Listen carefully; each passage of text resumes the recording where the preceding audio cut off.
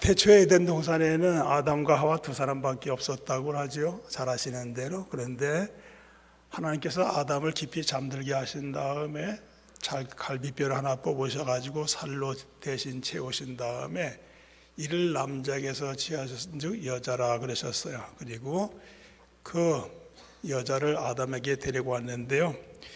아담이 그 여자를 보자마자 충청도 말로 그랬답니다. 하와유? 여러분 하와유? 예, 안녕하십니까? 여기 와보니까 충청도 말로 나이스 굿입니다. 예. 이 자리에 모신 여러분 통해요 일하신 하나님의 놀라우신 은혜를 이 시간 역력하게 바라보고 있습니다. 저는 어디 가서 소개할 때마다 원자 4개를 기억하라고 말씀을 드립니다. 원자 4개. 강원도 원주시 원남교회 정원규 목사 그럽니다.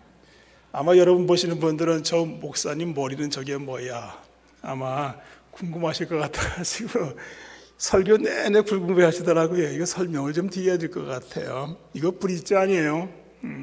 그게 뭐냐, 원래 한 15년 정도 이 머리가 이렇게 있었는데 몇 년 전에 이게 다 쉬더라고요. 그러니까 저희 집사람이 목사님 남들보다 늙어 보인다고 그러니까 이번에 다 염색하죠 그러더라고요. 그래서 이 사람아 이거 염색하게 된 교인들이 몰라 보니까 남겨놓고 하자 그래서 제 거 남겨놓고 한 겁니다.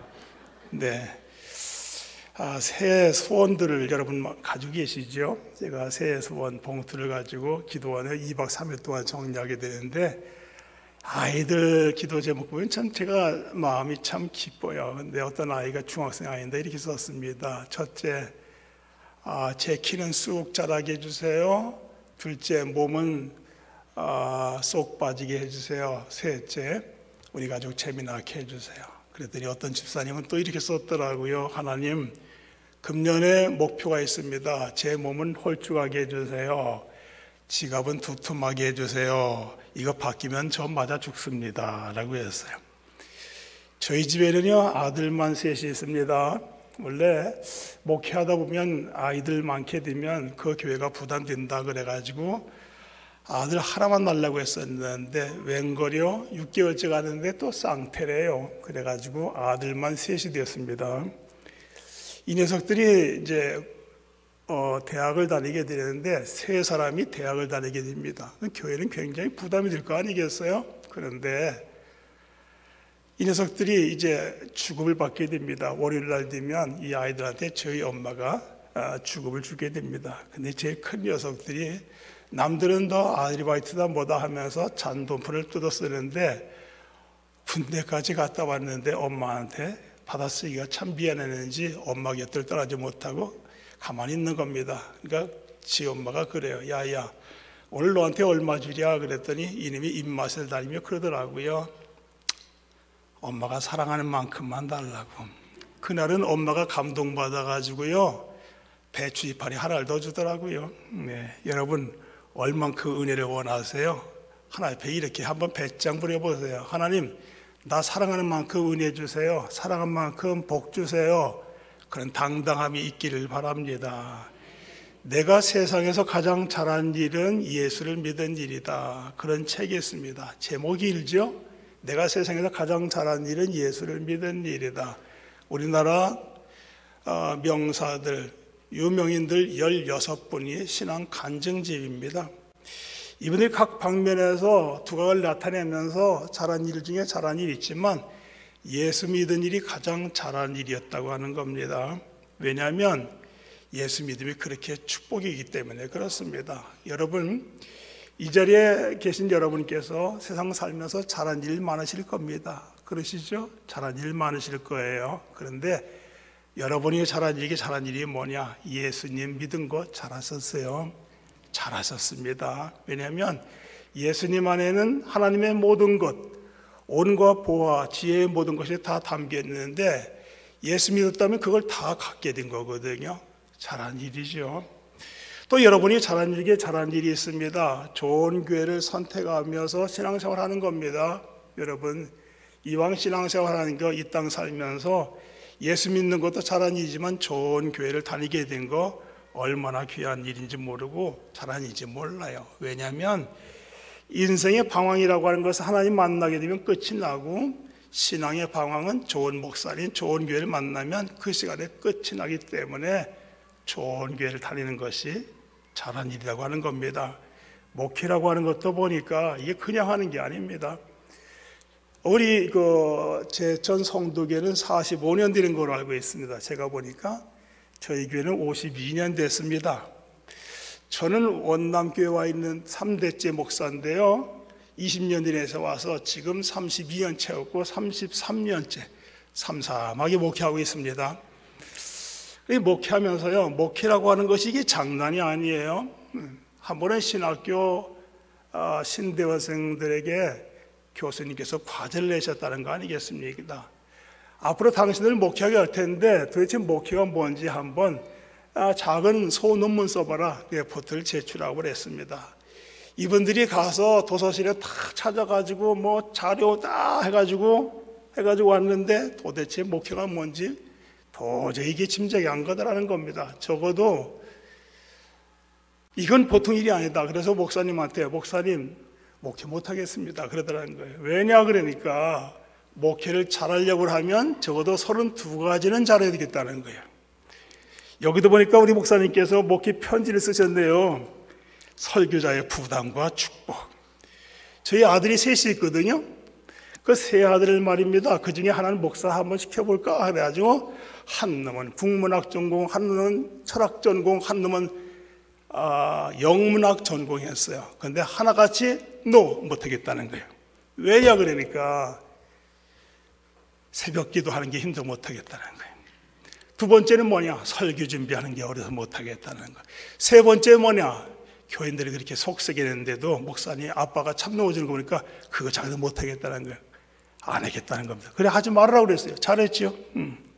저는 부담이 없습니다. 이 아이들이 신학 하나도 안 하고 목사 안 하니까 얼마나 좋은지 몰라요. 편해요. 왜냐면 얘들이 신학을 했다 그러면 나중에 은퇴할 때쯤 되면 저것도 세습하는 거 아니야, 뭐 하는 거 아니야, 하나 걱정 안 되는 거예요.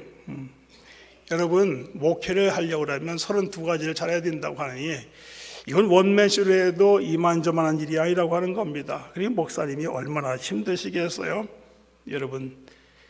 그런데요, 여러분, 제한된 시간 속에 사시면서 이왕 생활하는 것, 신앙생활하는 것, 좋은 교회, 좋은 목사님 만나서 신앙생활하는 게 얼마나 귀한 은혜고 복인지 모릅니다. 그런데요, 정말 행복한 신앙생활하는 분들 보니까 두드러진 특징이 있더란 말입니다. 그게 뭐냐, 당신이 다니는 교회를 최상급으로 여기고, 당신이 다니는 교회 목사님, 내게 말씀을 먹이시는 목사님을 최상급으로 여기더라는 거예요. 원래 착각일 수 있을 겁니다. 우리 최경호 목사님, 제가 잘 이렇게 모르겠습니다만은 설교 들어와서 내가 많이 봤습니다. 야, 참 드물게 설교를 참 잘하시는구나. 참 감사하네. 야, 이런 교회 대단한 교회구나. 제천에 이런 교회가 있다는 게 우리 교인들은 참 이 꼴을 먹고 자라는 건데 이게 참 교인들이 행복하겠구나 그런 생각을 하거든요. 그러니 이런 좋은 목사님 모시고 신앙생활하는 거 감사한 일입니다. 그런데 여러분 목사님도 훌륭하시지만 목사님보다 더 훌륭한 분이 있겠죠. 그래도 내가 다니는 교회 목사님이 최고다, 그런 최상급으로 여기는 분들, 그리고 제천에 많은 교회 있죠. 원주에도 교회가 400개 교회 있습니다. 그래도 우리 교인들은요, 원남교회가 최고로 좋은 교회로 소문났다 생각하고 착각하고 다녀요. 신앙생활을 그렇게 하셔야 됩니다. 여러분, 이렇게 생활하는 게 얼마나 중요한지 모릅니다. 여러분, 우리 좋은 교회 좋은 목사님 만나서 신앙생활하는 걸 감사하며 사시기를 바랍니다. 어떤 교회는요, 목사님 잘못 만나가지고 아주 고생하는 걸 봤어요. 목사님, 어떤 교회는 목사님은요, 개떡 같은 교인 만나가지고 개떡 씹다 끝난 목사님도 있어요. 진짜요. 그래서 교인들은 목사님 잘 만나야 되고요, 목사님은 교인들 잘 만나야 돼요. 저는 우리 교인들을 최상급으로 여기거든요. 정말 괜찮은 교회예요. 왜냐하면 제가 거짓말할, 우리 오늘 장로님들이 저를 태우고 오겠다는데 다 오지 말라고 했어요. 내가 거짓말 못하니까. 근데 세상에 여기 우리 교회에서 9년 동안 부목사님이 계시는 목사님 여기 앉아 계시는 거예요 지금. 거짓말을 할 수가 없는 겁니다. 이게 정말 우리 교회는요 정말 좋은 교회예요. 그러니까 33년 동안 꼼짝 못하고 목회를 하고 있습니다. 여러분, 어느 교회 말입니다. 총각으로 신학생 전사님이 있었는데 자기가 뭐 잘났다고 선보는 여자마다 퇴짜를 넣는 거 있죠. 마음에 안 든다는 겁니다. 그래서 어느 권사님께서 이 노총각 전사님에게 여자를 소개시켜주면서 전사님 이번에 만나보세요. 괜찮아요. 그 아가씨는요 믿음도 좋고요 성품도 좋아요. 웬만하면 하세요. 전사님 이번에 꼭 하세요. 그러면서 전사님 선 보고 나서 말이에요, 마음에 들고 이쁘면은 저한테 문자 메시지 주세요. 사과라고. 마음에 안 들면 뭐라고 할까요? 포도라고 써주세요. 포도라고. 며칠이 지났습니다. 뭐라고 문자 메시지 왔을까요? 예쁘면 뭐라고요? 사과. 마음에 안 들면 포도라고 했습니다. 전사님한테 며칠 만에 문자가 왔습니다. 호봉이라고. 예. 여러분 물론 마음에 안 들어서 거북이라고 했겠지만 사람이 마음에 안 들기는 말하면요 이만저만이 아니겠어요. 사람을 예쁘게 보지 않기 시작하면 나에게 문제가 생깁니다. 나에게 기쁨도 사라지고요 행복도 사라져요. 그러니까 행복의 비결은 뭐냐? 예쁘게 보는 거예요. 성도님 날이 갈수록 젊어지는 것 같은데요, 아마 방부제 드셨는 모양이에요. 방부제. 멋있는 것이 죄라면 당신은 무기징역까지입니다. 이렇게 유머도 쓰세요. 여러분, 이 세상에서 대부분 사람들은 집에서 보냅니다. 우리가 사는 곳을 집이라고 말합니다. 배우는 곳을 집을 학교라고 말합니다. 일하는 곳을 직장이라고 말합니다. 사는 집, 배움의 집, 일하는 집이에요. 우리가 장착할 집은 하늘집 천당입니다. 성전이라고 하는 게 뭘까요? 우리 제천 성도교회는 뭡니까? 거룩한 집이에요. 우리 가족들과 함께 사는 집입니다. 우리 가정도 다 집인데요, 우리 가정에서 아내를 소개할 때 집사람이라고 말합니다. 집이 되어주는 사람이라고 말이에요.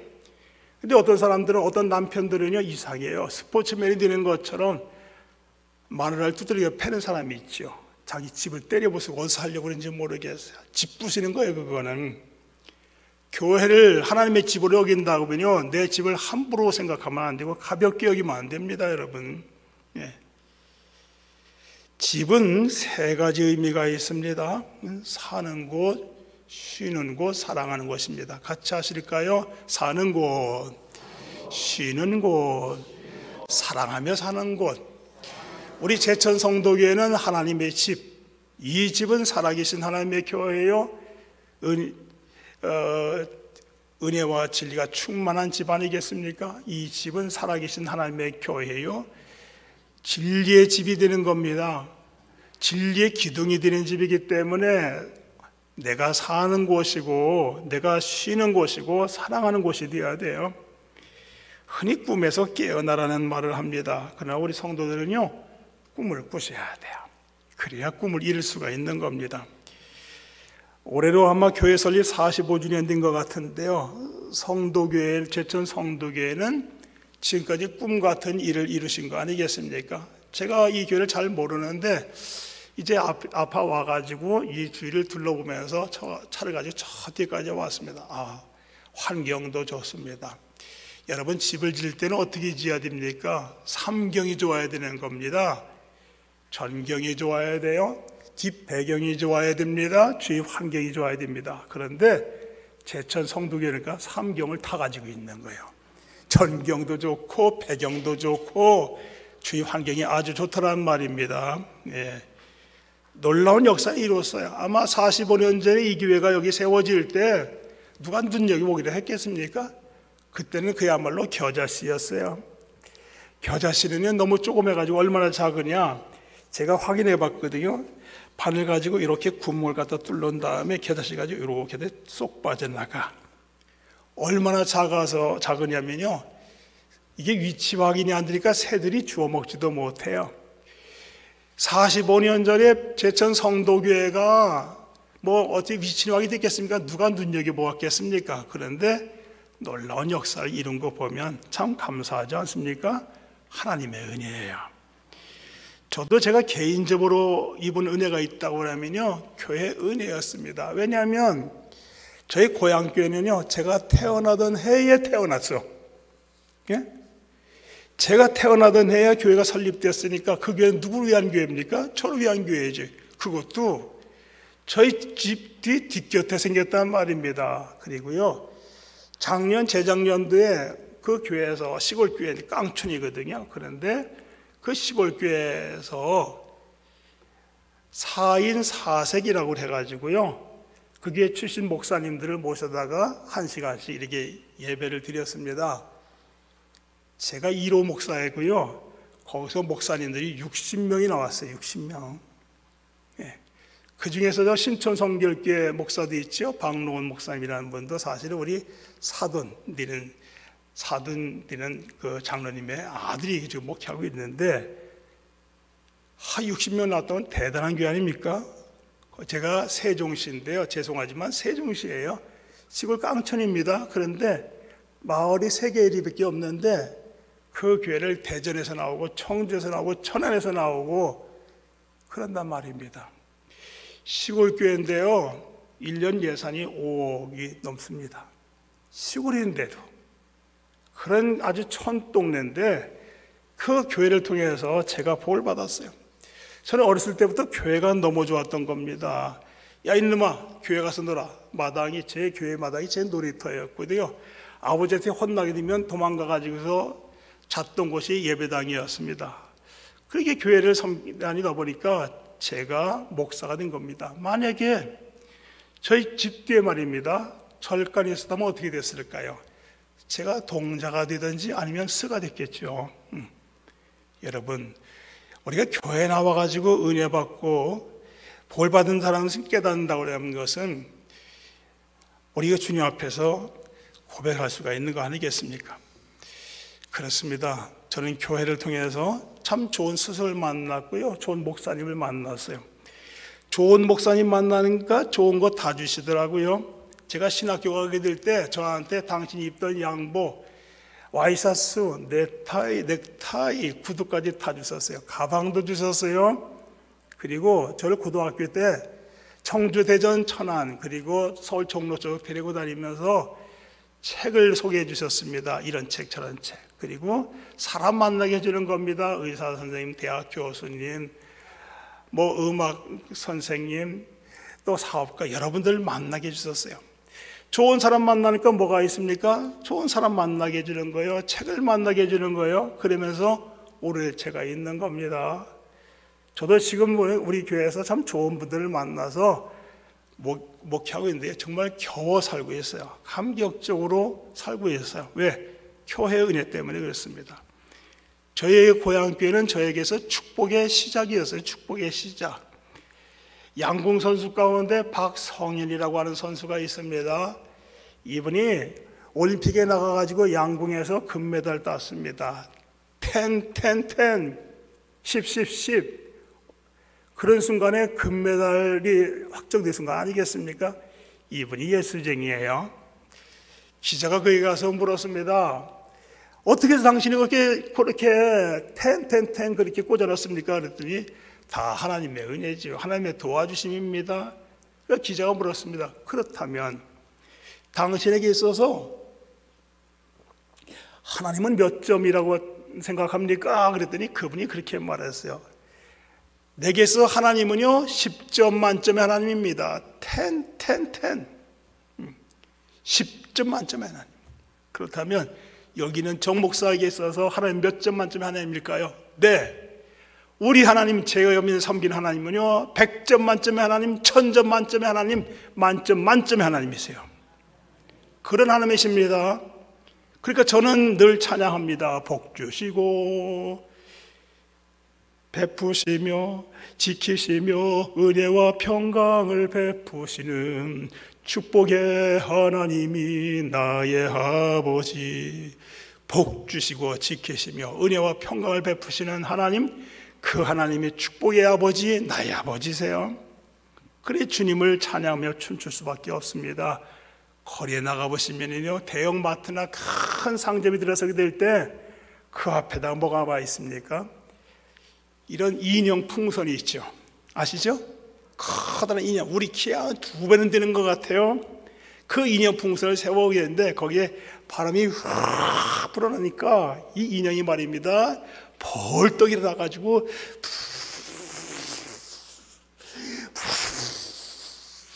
막 춤을 추는 거예요. 그렇다, 우리 제천 성도계 성도들이 우리 목사님 때문에, 교인들 때문에 행복해가지고 저렇게 춤을 추었으면 얼마나 좋을까. 막 그냥 막 신이 안 나세요? 저 신나던데요. 저는 우리 교인들이 그렇게 되기를 원해요. 정말 바람이 그냥 성령의 바람이 들어가가지고 막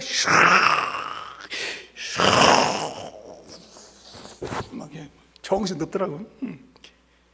그렇게 덩실덩실 춤을 추면서 행복하게 신앙생활 하시기를 바랍니다. 우리 성도의 은혜 안에서 저렇게 춤을 추면 얼마나 좋을까. 좋은 교회는요, 다른 게 아닙니다. 좋은 성도들이 만들어가는 겁니다. 좋은 일꾼들이 만들어가는 교회가 진짜 좋은 교회예요.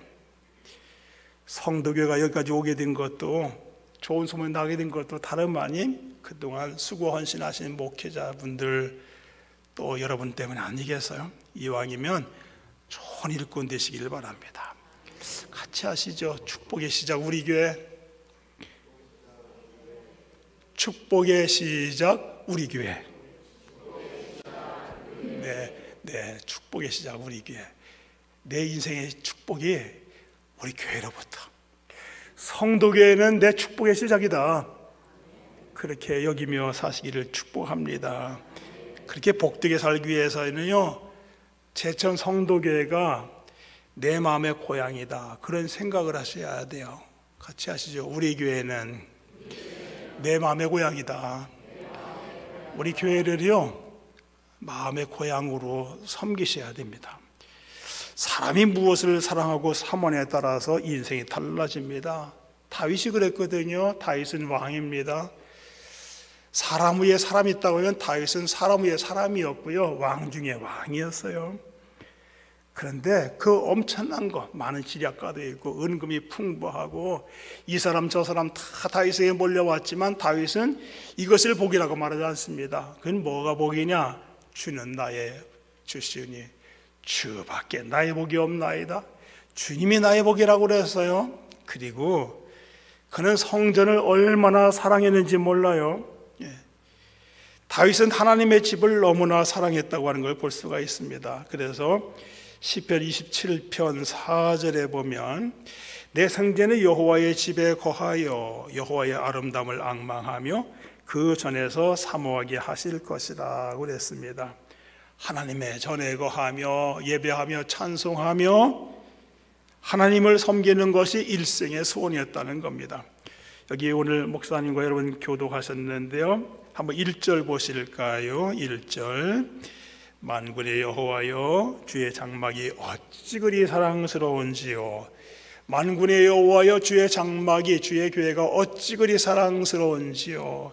이 부분을 풀빛 주석에서는 뭐라고 적고 있냐면요, 이 말씀은 우리의 신앙의 척도를 재는 말씀입니다.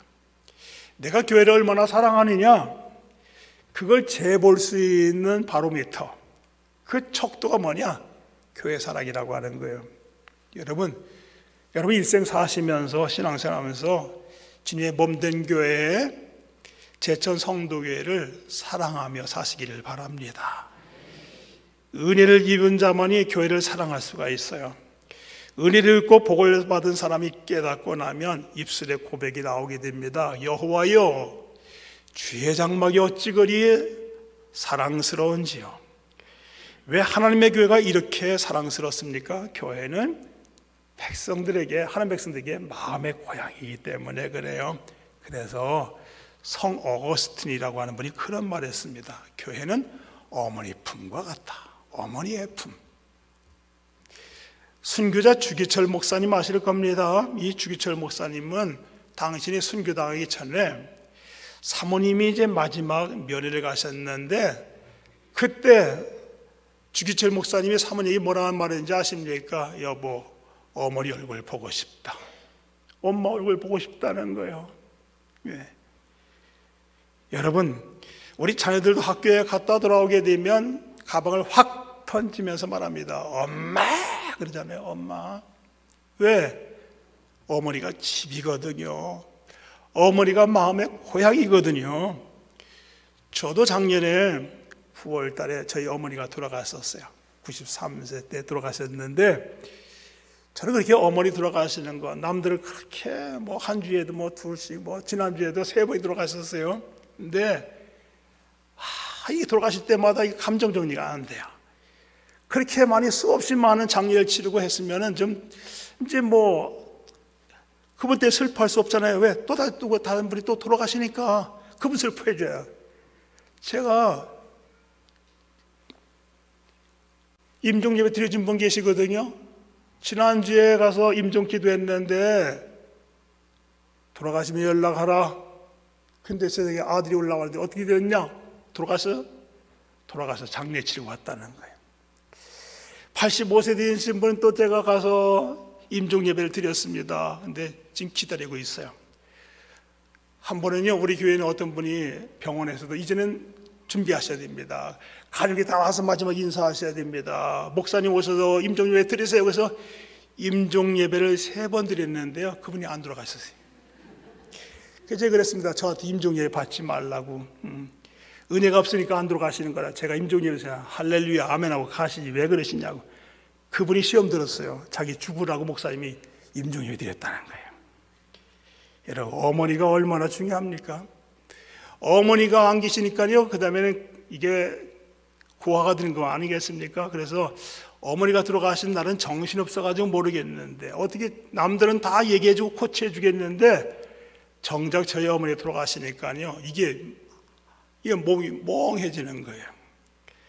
며칠 있다가 통곡하면서 울어서 저희 자녀 깜짝 놀랐습니다. 왜? 어머니가 안 계시니까 이렇게 큰 자리, 빈자리가 크구나. 아니, 치매 걸리고 이제 뭐 겨우 그냥 뭐 숨이나 갔다 드시는 분이 무슨 힘이 있어요? 그런데 그 어머니가 안 계시니까 그렇게 슬프다는 말이에요. 여러분, 교회가 뭡니까? 교회 내가 신앙생활 해야 되겠는데, 주일날 성경책 찍어 나왔는데 오늘 우회전할까 좌회전할까 어느 게 갈까? 이게 보통 이게 어려움이 아니에요. 내가 가서 은혜 받을 수 있는 교회가 있다고 하는 거, 내가 섬기는 목사님이 있고 교회가 있다는 게 얼마나 감사한지 몰라요. 이 교회를 내 마음의 고향으로 삼으셔야 된단 말이에요. 그래서 말씀합니다. 여기 2절에 보니까 내 영혼이 여호와의 궁정을 사모하여 쇠약하며 내 마음과 육체가 생존하시는 하나님께 부르짖나이다. 같이 하실까요? 여호와의 궁정. 궁정이 뭐 하는 곳입니까? 임금님이 사시는 거처예요. 경복궁이니 창경궁이니 게 뭡니까? 임금들이 사시던 곳 아니겠어요? 중국에 가니까 자금성이라고 있다고요. 중국에 24명의 황제들이 살다가 간 곳입니다. 오죽하면 방이 9,999칸이라고 하더라고요. 저 불란서에 된 베르사유 궁전이 있습니다. 루이 14세가 살다 간 곳이 아니겠어요? 궁전입니다. 그런데요, 이런 궁정이라고 하는 것은 덧없는 인간이 살다 간 곳입니다. 아무리 버킷리스트라고 해가지고 죽기 전에 한번 가봐야 되겠다 그런 곳이라 하더라도요, 가보면 뭐 별거 아니더라고요. 반면에 주의 궁정은 뭡니까? 주님 계신 곳이에요. 그 당시에 성전이라고 하는 것은 외형적으로 초라하고요, 정말 볼품이 없어요. 인간적으로 보면 사모할 만한 어떤 외형적인 모습이 없다는 겁니다. 그런데 성전을 사모하는 사람들이 복을 받았어요. 그래서 진정한 교회는 성도들의 가슴 속에 존재하는 교회입니다. 그러므로 교회 평안을 구하고 교회를 사랑하면 그 행사가 형통하게 됩니다. 여러분, 진정한 교회는 성도들의 가슴 속에 있어요. 여러분의 가슴 속에, 여러분 재직들의 가슴 속에 제천 성도교회가 늘 살아있기를 바랍니다. 그것이 바로 내 인생의 축복이 시작되는 거예요. 두 번째는 성전에 나와서 은혜 받고 사는 겁니다. 이것이 바로 내 인생의 축복이 시작되는 겁니다. 주님 몸된 교회를 사랑하셨습니까? 이제 나오셨으면 여기에서 은혜 받고 사시는 거예요. 그게 복되게 사는 겁니다. 보실까요? 5절 말씀 보시겠습니다. 5절 같이 보십니다. 5절 보이십니까? 제 건 보이는데요. 같이 보시죠. 주께 힘을 얻고 그 마음에 시온에 데려가 있는 자는 복이 있나이다. 여기 주께 힘을 얻고 마음에 시온에 데려가 있는 자는 복이 있나이다. 예배당에 나왔다고 해서 다 은혜 받는 거 아니더라고요. 예배당에 나왔다고 해서 다 하나님 만나고 가는 거 아닙니다. 교회에 나오셨으면요 작심을 하세요. 작심.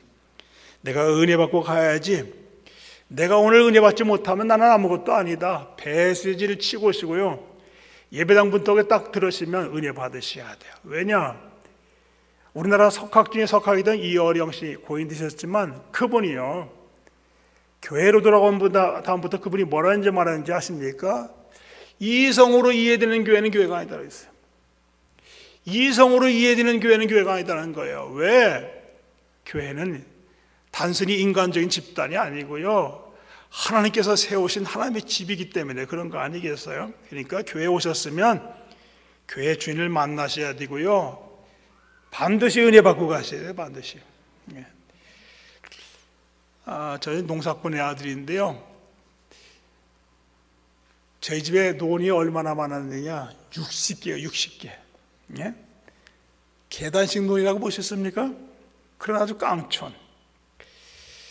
그런데 농사거리만 그런 게 아니고 또 담배 농사를 아버지가 지시는 겁니다. 담배 농사는요, 이게 어린아이들까지 다 필요한 거예요. 담배 이거 꽂이는 거 있잖아요. 야, 학교 갔다 일찍 와야 담배 꽂아야 된다는 거예요.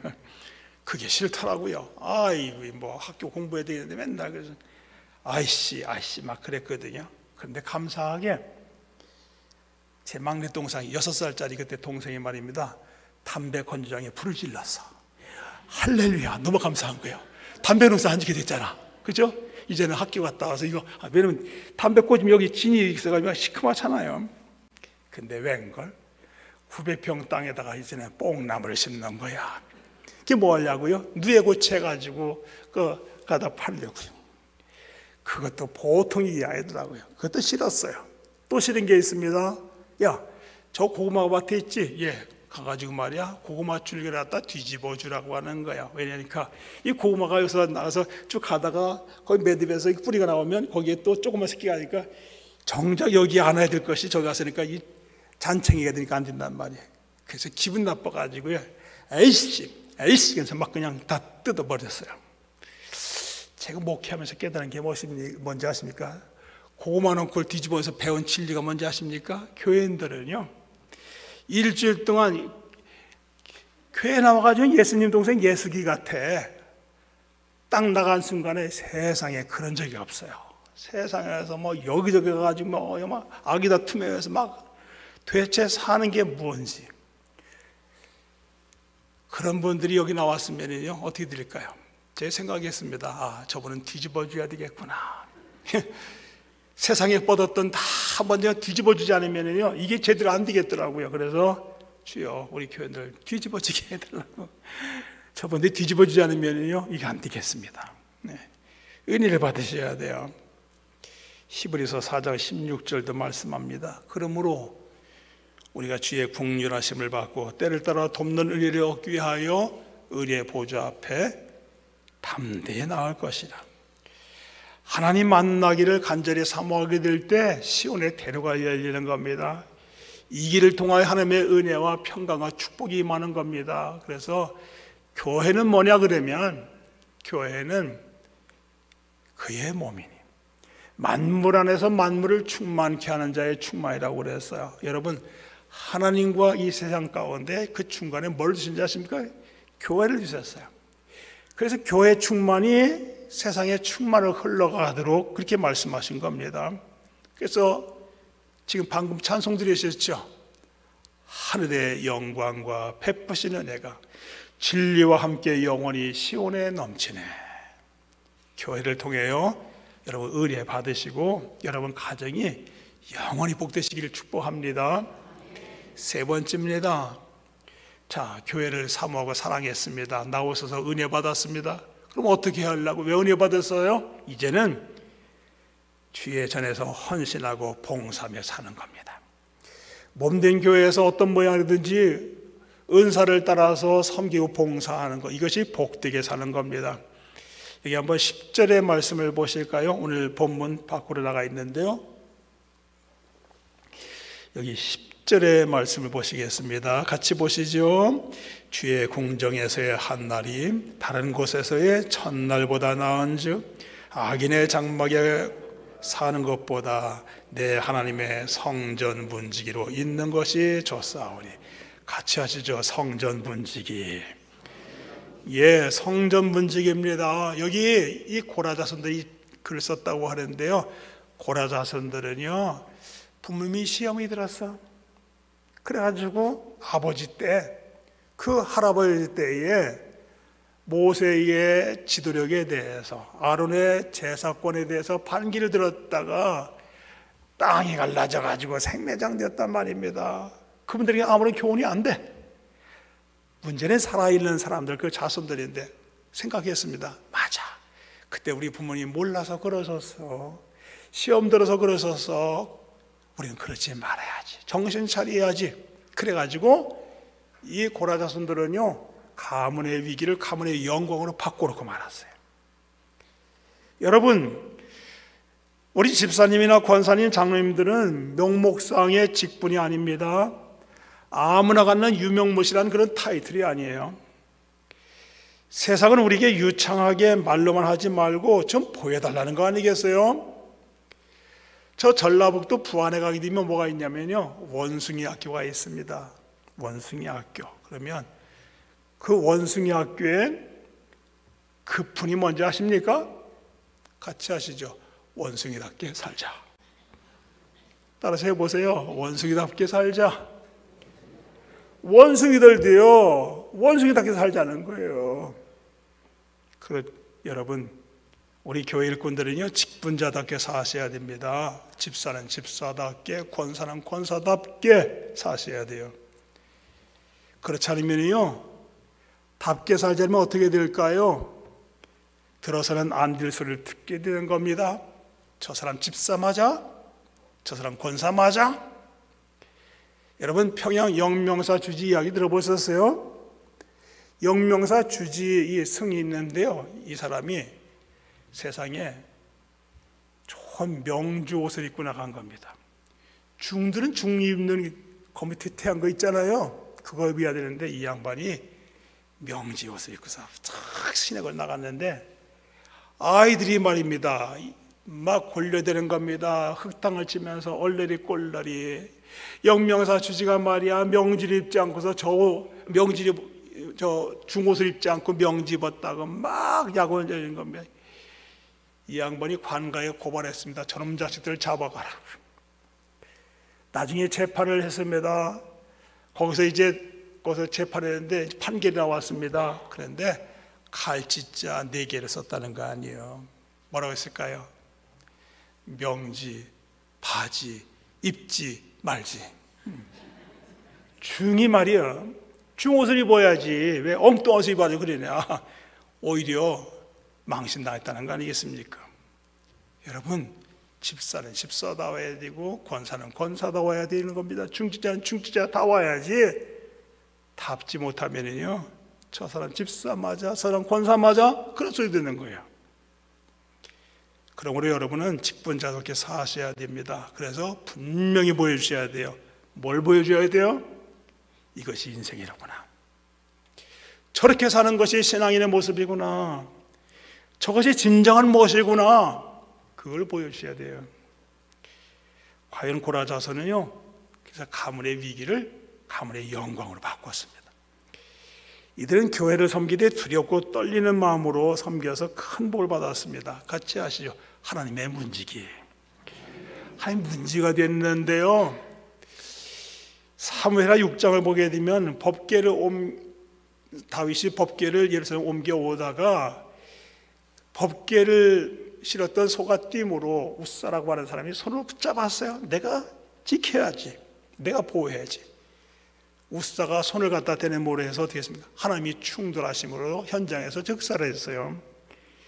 다윗이 시험이 들었습니다. 하나님 너무하시다. 다른 것도 아니고 하나님의 괴를 모셔온다는데 왜 하나님이 이렇게 딴지를 거는 거야? 시험 들어가지고 그래가지고 그 근처에 오벳 에돔 집에다가 이 법궤가 머물게 됐는데 3개월 동안 머물렀다고. 3개월 동안 머물러 어떤 일이 벌어졌습니까? 눈에 띄는 복을 받았습니다. 하나님께서 그의 집과 그의 소유의 그 밭에 복을 내리셨다고 하는 거예요. 두렵고 떨림으로 잘 섬겼더니 이런 복이 임했다는 거 아니겠습니까? 여러분, 하나님의 전에 문지기도 아무나 하는 게 아니야. 그래서 역대상 26장 8절에 보면 오베데돔의 자손 62명이 하나님 전에 문지기로서 그 직무를 잘했다, 그렇게 적고 있어요. 하나님의 전에 문지기는 아무나 할 수 있는 게 아니고요, 복받은 사람이 할 수 있는 겁니다. 겸손한 사람이 할 수 있는 거예요. 그래서 우리도 하나님 전에 문지기 정신이 있어야 됩니다. 같이 하시죠. 문지기 정신, 바로 봉사 정신인데요, 봉사하는 헌신한 사람이 문지기입니다. 안내를 하십니까? 주차를 하십니까? 차량을 담당하십니까? 헌금 담당하십니까? 성미 담당하십니까? 식당 봉사하십니까? 신방이니 교사니 찬양대니 구역장이니 다 뭐요? 하나님 전에 문지기라고 말이에요. 장로님, 권사님, 집사님 다 성전의 문지기예요. 복음을 전하는 전도자는 천국의 문을 여는 문지기라고 하는 겁니다. 겸손히 감당해야 돼요. 여러분, 내가 누구인지를 기억해야 돼요. 항상 문제는요, 이걸 모르는 데서 생겨나는 거 아십니까? 한 번은요, 개구리 한 마리가 말이에요, 미국에 가서 며칠 동안 머물렀다가 우리나라 왔다는구만요. 미국에 갔다 오니까 이상하게 혀가 꼬부러지는 거 있죠. 자꾸만 혀가 들어가는 거예요. 영어가 혀가 꼴리는 거예요. 개구리가 저 풀숲에 갔다가 펄짝펄짝 뛰어가고 있는데 저쪽에 집채만한 황소가 말입니다, 이렇게 풀 푸고 있는 거예요. 그래서 황씨는 지금 뭘 먹고 있는가? 나 풀 뜯고 있어. 그러니까 개구리가 영어가 나서 샐러드. 이번에는 보니까 저쪽에 말입니다, 또 털이 숭글숭글 털보 아저씨 사자가 있는 겁니다. 사자는 뭘 먹고 사나? 나는 말이야 짐승 고기를 먹고 살아니까 또 영어라. 스테이크. 이번엔 저 마치 가는데 말입니다, 저쪽에 코브라뱀이 있는 거예요. 세상에 무섭지도 않았는 말이야. 이 코브라패 가가지고 개구리가 그러는 겁니다. 야 코브라, 넌 뭘 먹고 사냐? 그랬더니 코브라 그러는 거야. 난 말이야 너처럼 잘난 체 하는 놈들 말이야, 혀꼬부라진 놈들 먹고 살지 잡아먹었다고 그래요. 여러분, 이게 어디 개구리 이야기입니까? 사람들은 자신이 잘나고 자기 때문에 행복하다고 생각하는 착각을 합니다. 자랑의 명수인 것처럼 사는 사람이 많습니다. 자기들을 모르면 그래요. 우리가 은혜 받았다고 하는 것은요, 은혜 받았다는 게 뭐예요? 내가 누구인가를 알게 됐다는 거 아니에요? 적어도 내 인생의 주인이 누구라 그것 정도는 아는 사람 아니겠어요? 변화의 파도를 타라는 책이 있는데요, 박준영 씨인데요, 쓴 사람이, 이분이 그 회사에 처음에 이제 신입사원으로 들어가게 됐는데, 그 부장 되시는 분이 이제 신입사원들을 이제 연수하는데 되게 훈시하는데 그러더라는 겁니다. 여러분, 성공하고 싶습니까? 사장이 되고 싶으세요? 그럼 제 이야기를 들으세요. 우리 회사에는요, 잘난 사람 많습니다. 우리 회사는요, 가방끈 긴 사람이 많아요. 그러니 어디서건 학벌 자랑하지 마세요.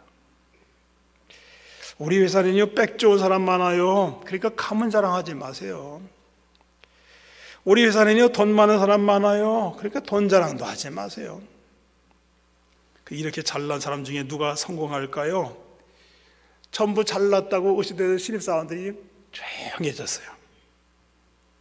그때 이분이 부장이 그랬다는 겁니다. 여러분, 잘난 사람 중에는 겸손한 사람이 가장 잘난 사람이에요. 겸손한 사람.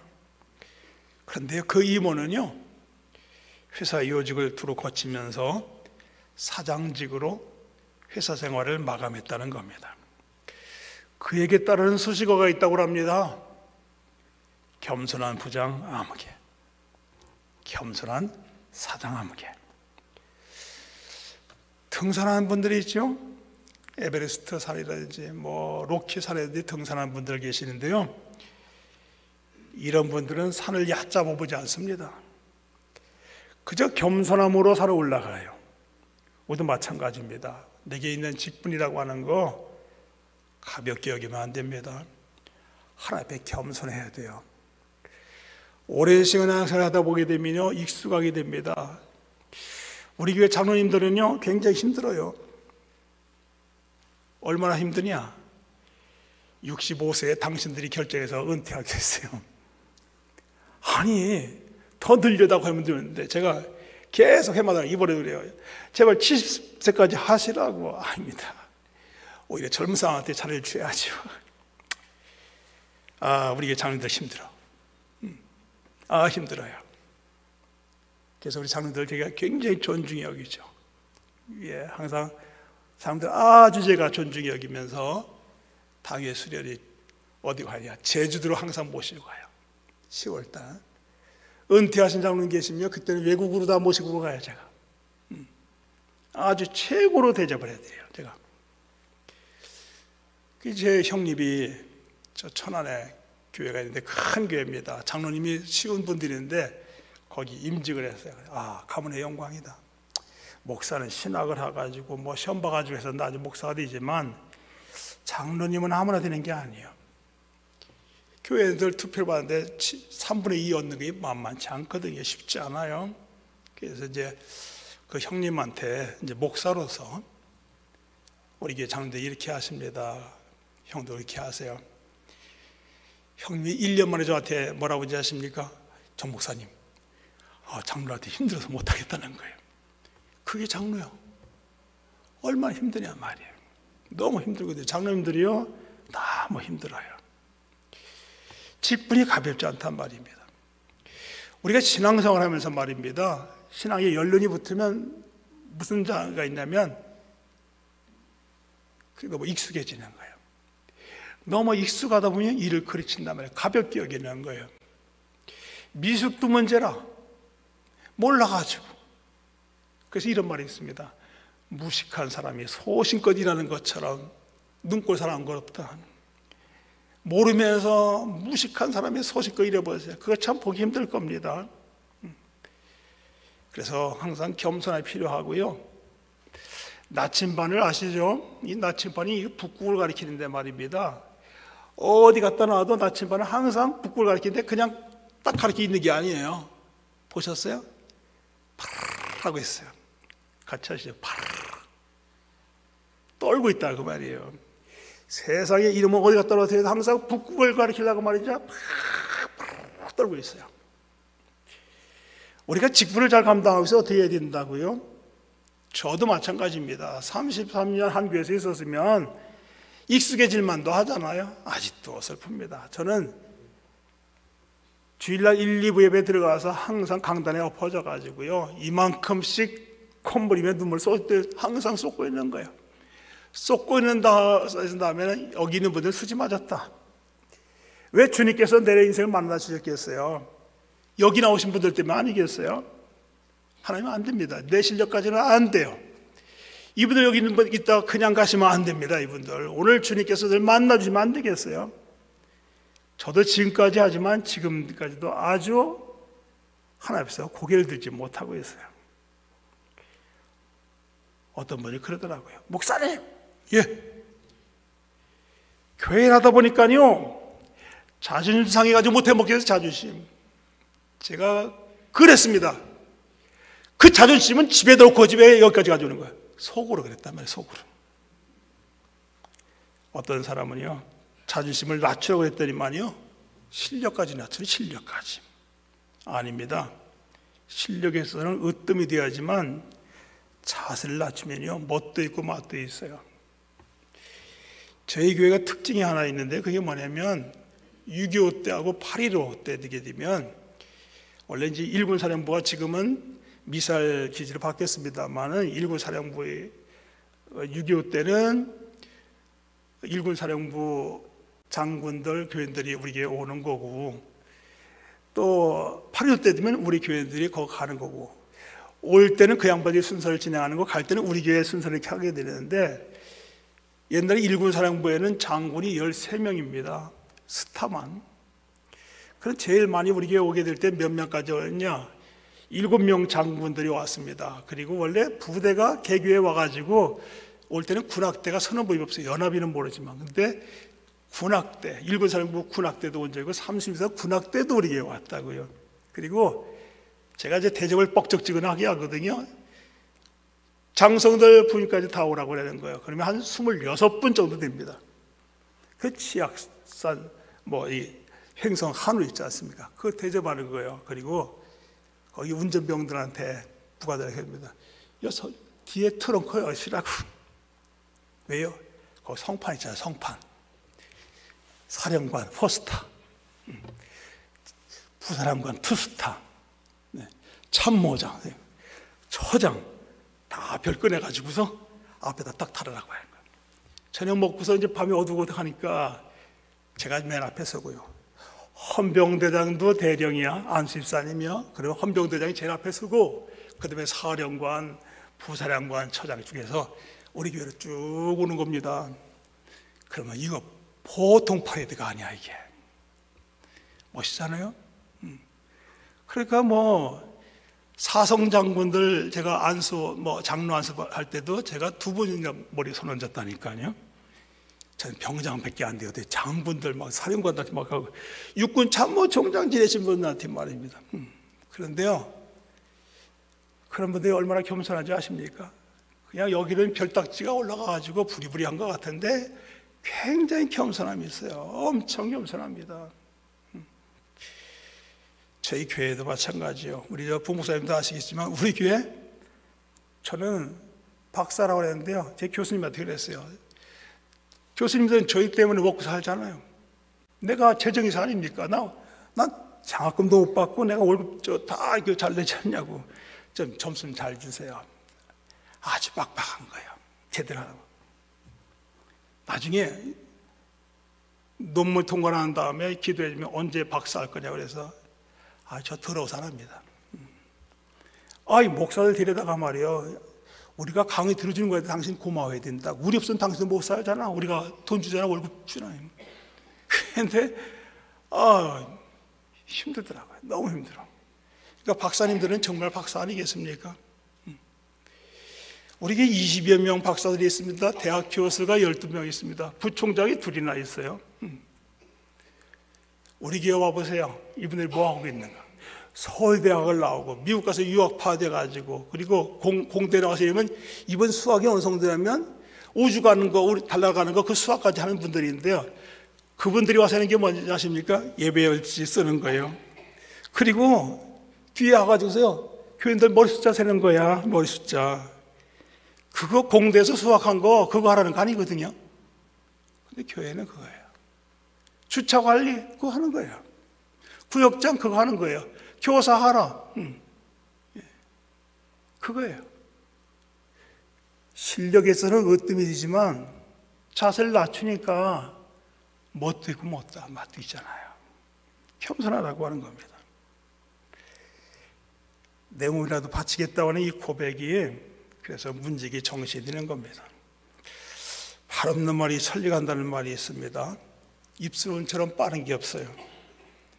식당이든 교회든 소문이 잘 나야 됩니다. 오죽하면요, 우리 존경하는 최경 목사님은 제천에 맛집 당한지 모시겠어요. 저는 원주에서 제천에 맛집 오고 있어요. 맛집은 소문이 나는 거예요. 교회도 마찬가지예요. 교회가 좋다 그러면 사람들이 우르 몰려가는 거라고. 우리 제천 성도교회가 정말 하나님 말씀이 아주 우리 목사님께서 하시는 말씀이 주일마다 차려 올리는 이 말씀이 말입니다. 맛깔스러운 진수동찬이 돼가지고 맛집으로 소문나길 바라요. 여러분 교회가 정말 가니까 우리 장로님이 좋더라, 최고야 우리 장로님, 그런 장로님이 없어, 그런 권사님 집사님 와 보라고 소문이 나가지고 제천에 있는 교회들이 말입니다, 우르 몰려오는 그런 소문난 교회가 되어야 되겠어요. 우리 제천 성도교회는요, 땅에는 하늘나라입니다. 하늘나라 그림자란 말입니다. 하늘의 집이에요. 이 집이 얼마나 귀합니까? 이 집을 사랑하십시오. 이 집에 나와서 시시로 은혜 받으세요.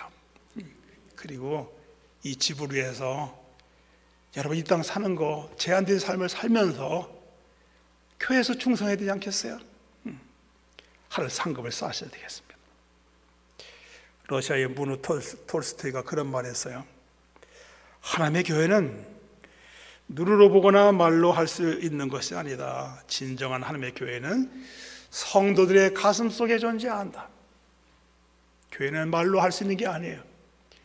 교회를 가볍게 여기면 안 됩니다. 자녀들 앞에서 목사님이 이러니 저러니 함부로 하는 게 아니에요. 교회가 이러니 저러는 거 아니에요. 늘 조심함이 필요하고요, 늘 겸손함이 필요하다고 하는 거예요.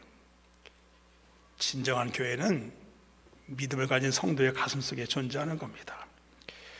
성도들의 가슴 속에 존재하지 않는 교회라고 하면 보이는 건물이 무슨 소용이 있겠어요?